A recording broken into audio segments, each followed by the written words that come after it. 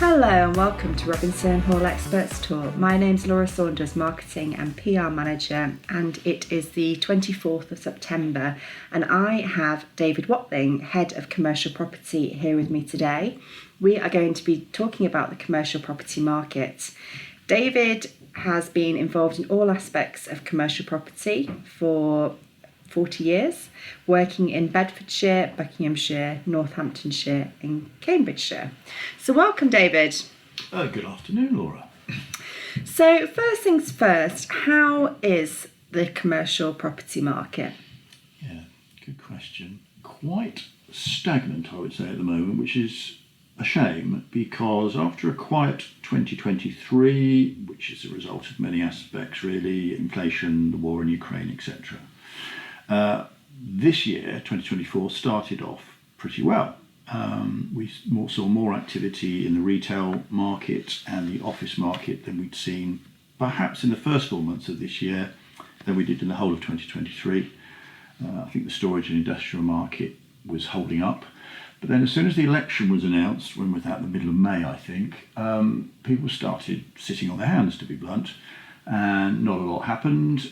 We then had the election, and I was expecting there to be economic certainty, if you like, and that we would then start all over again.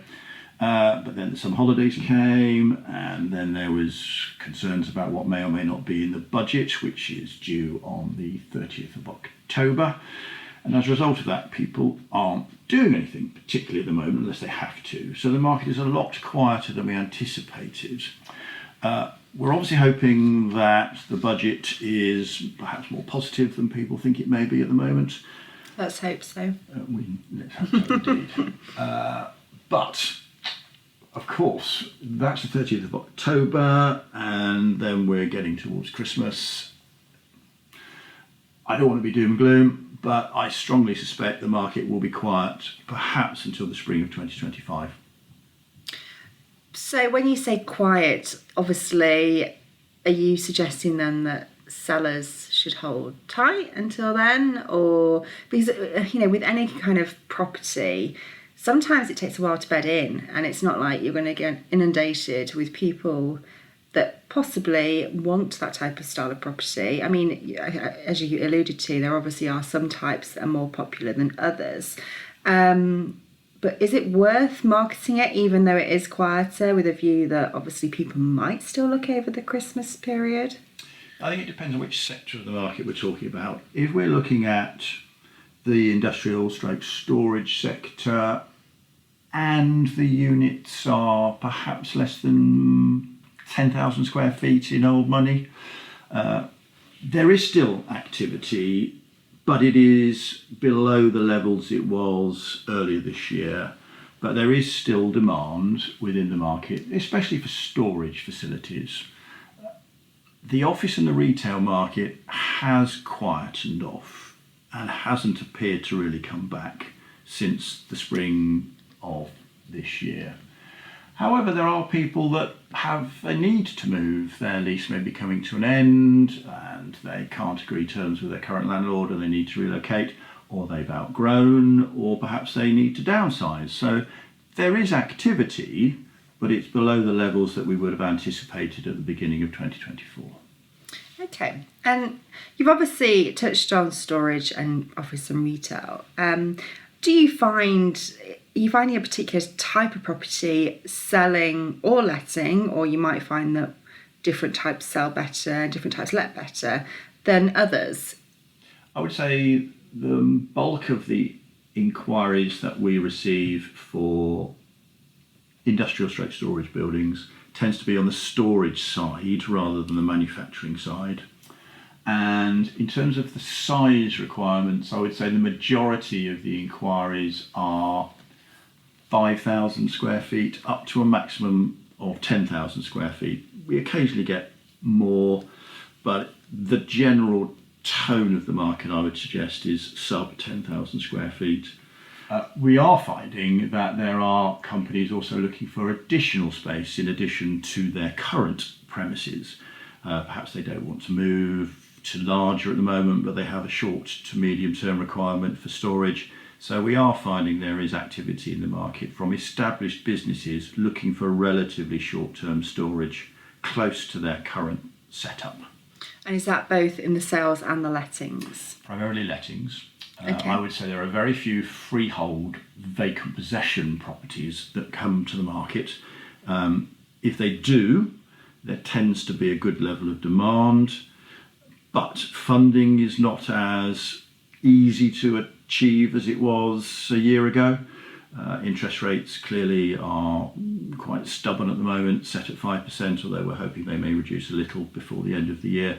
So funding is not as easy as it was, meaning that in effect the deposit that a purchaser has to put down is probably 40%, possibly in some instances 50% of the purchase price. Okay.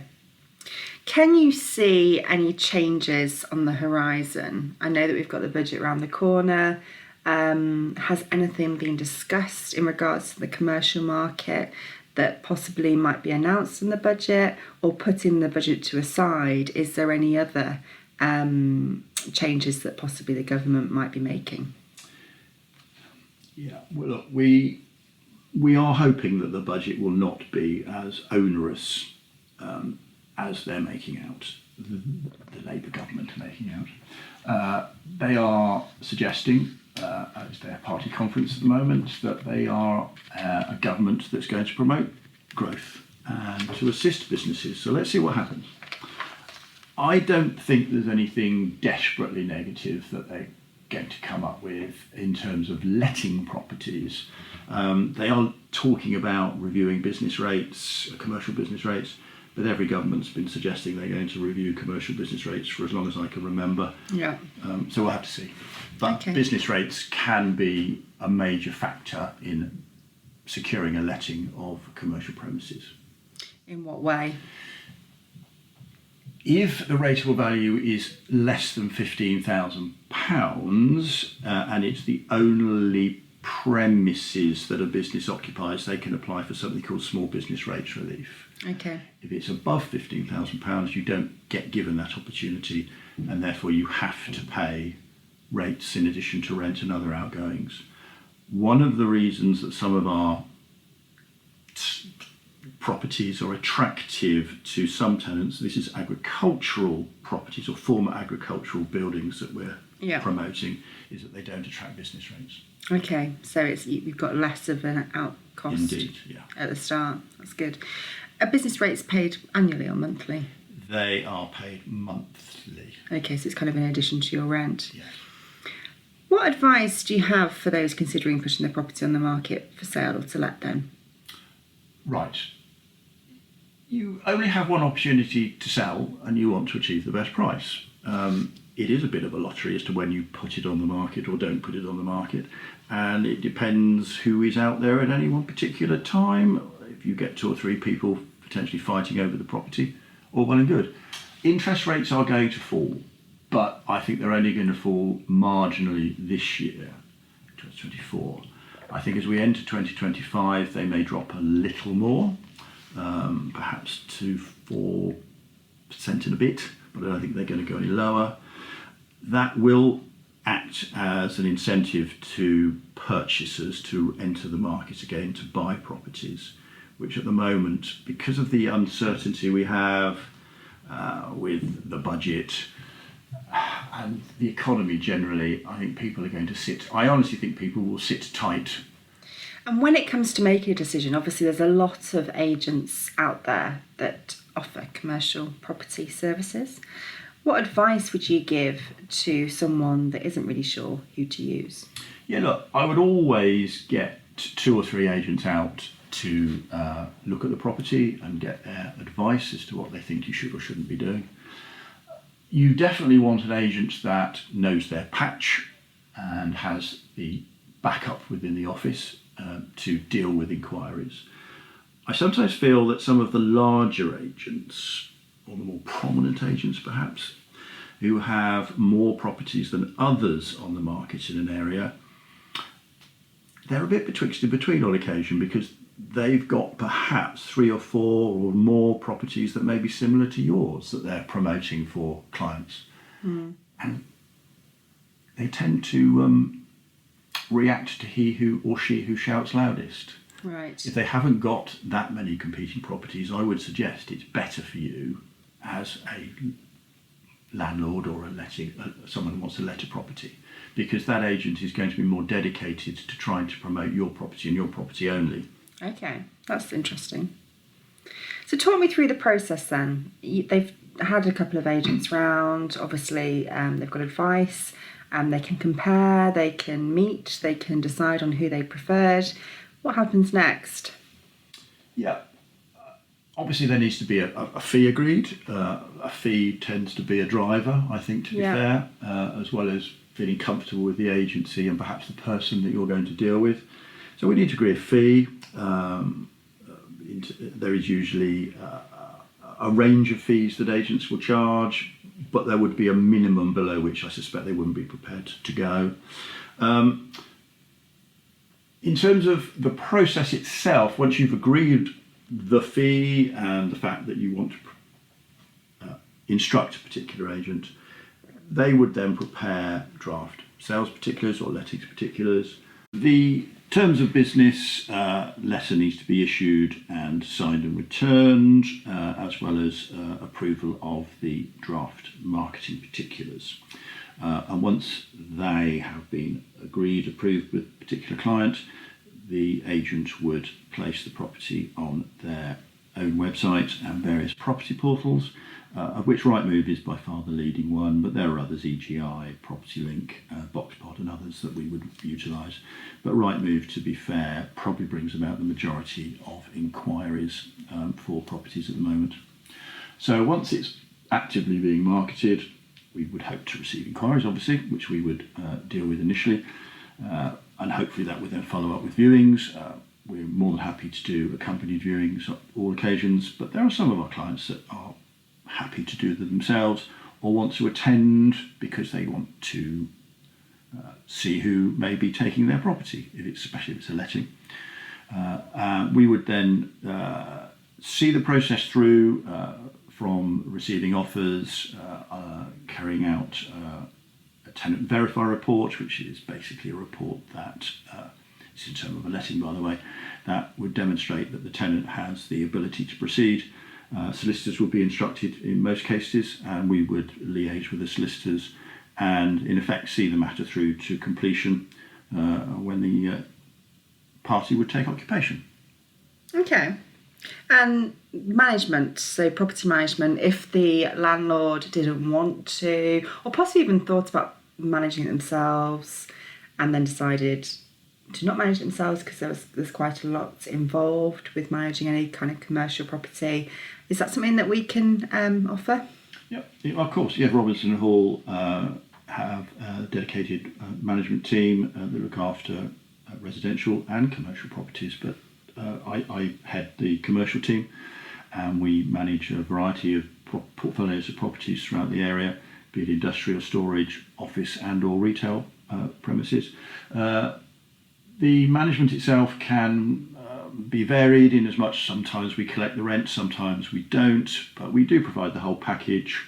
And again, the fee that any managing agent would charge would depend upon the level of involvement that they have. But we'd be more than happy to discuss that with any party who may be interested. So what type of rents are we seeing at the moment? Yes, it does depend.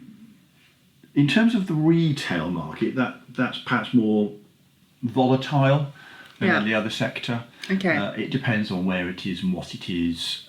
You can be 50 metres off pitch within a high street and the rent would be half of what it might be 50 metres away. Okay. But generally, I would say for a retail unit in a high street sort of secondary position, you'd be expected to pay, this is on a square footage basis, between £20 to £30 a square foot. If it's slightly more off pitch, it would be something between £15 to £20 a square foot per annum, I would suggest. The office market, again, it depends where it is, the specification and the size, but I would suggest that office rents would range from £8 to circa £15 a square foot. That's quite a broad band, I know, but it would depend on the size and the specification, whether it's got good levels of parking, good internet facilities and such like. But the market isn't brilliant at the moment, so you have to be keen on rents to achieve lettings. And what about industrial and storage rents? Yeah, this is the sector of the market that's held up more than any other sector over recent time, and saw significant uplift in both capital values and rental values as we went through COVID. It seemed that people wanted storage space. Again, depends on size and location and specification, but I would say between £7 a square foot for the poorer property, ranging anything up to £12 per square foot if it's a very good quality storage unit. And again, this is the smaller the floor area, pro rata, the higher the rate per square foot that you would achieve.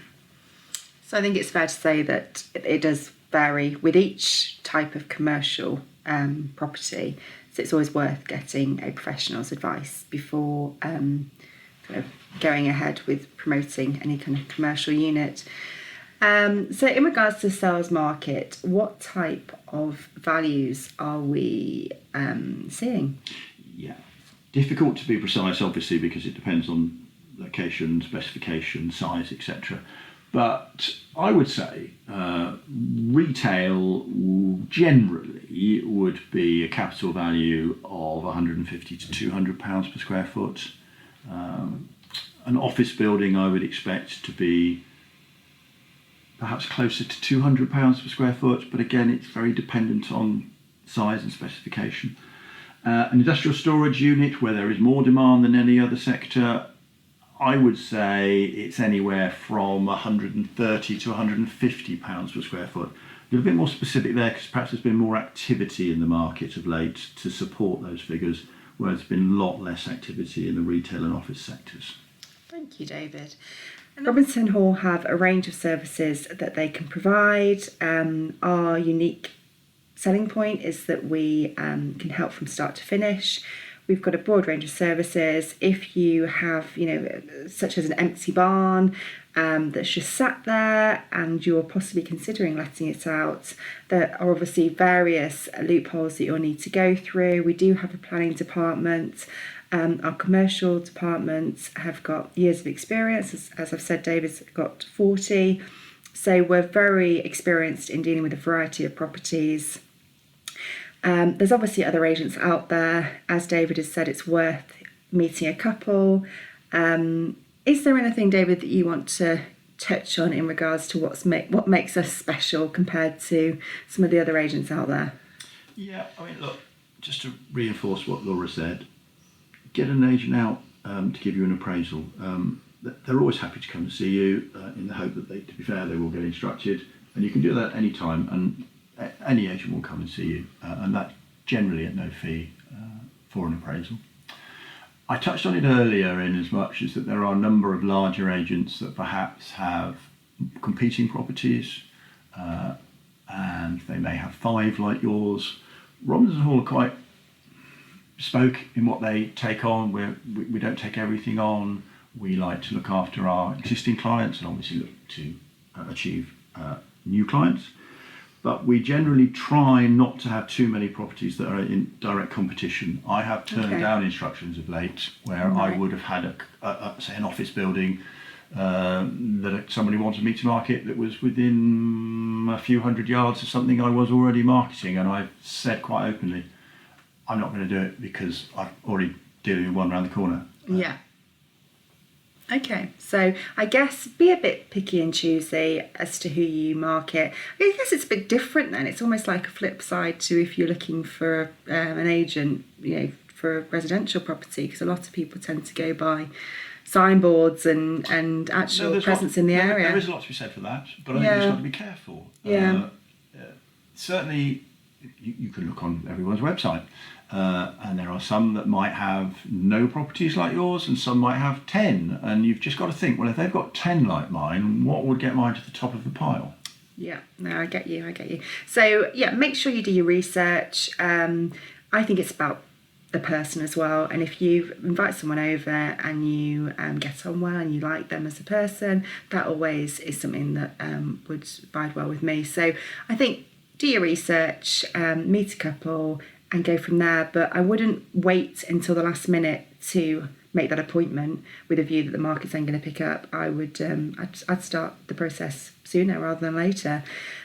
Yeah, I mean, the agent might come out and say, well, to actually maximise the income, there are some works that you would need to do. You may need to obtain an energy performance certificate, for example, and that could take a number of weeks. So, yes, get someone out sooner rather than later. Yeah, perfect. Thank you, David, ever so much for your time today. David's contact details can be found on our website. The best place to look for them is the Meet the Team page. If you have any questions following on from this, then feel free to give him a bell or drop him an email. And thank you for listening. We've touched on a few bits today. I've got various podcasts on the horizon. I've already recorded quite a few, so feel free to have a look at our podcast library. That's available on our website, and then our podcasts are also available on YouTube, Spotify, Apple and Amazon. And if you would like to be notified of when we have a new podcast, you can join our marketing list, our mailing list. You can do that by going onto our website, subscribe to updates, and as soon as we get a new podcast out, you'll then get an email notification. But thank you for listening, and hopefully you will come and listen again. Thanks, bye. Our podcasts are for informational purposes only and should not be considered as legal advice. We are not responsible for any losses, damages or liabilities that may arise. The advice and views are from the expert only.